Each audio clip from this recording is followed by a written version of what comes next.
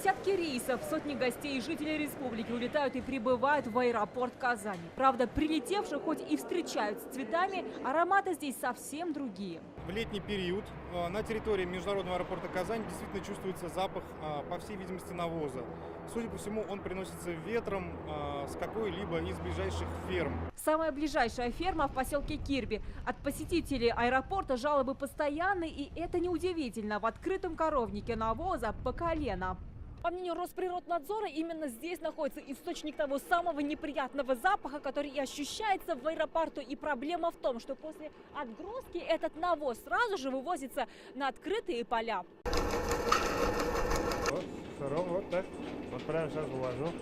Минимум 6 тонн отходов вывозится на открытую местность. Эта ферма в поле зрения Росприроднадзора попадалась неоднократно. От этого руководитель взвинчен. Давайте предписание кончим это. Все, колхозы, совхозы. Вообще никакого запаха не будет. Перед вывозом навоз должен пройти предварительную переработку. На деле все наоборот.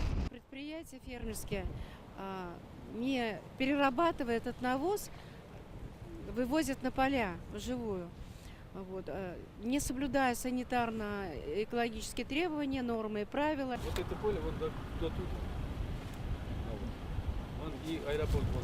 По мнению предпринимателя, воздух в аэропорту портит как раз это поле, а не его ферма. Возможно, сюда вывозят отходы птицефабрика. Правда, неприятного запаха на месте мы не почувствовали. По результатам своего рейда Росприроднадзор намерен передать всю информацию Россельхознадзору и Минэкологии.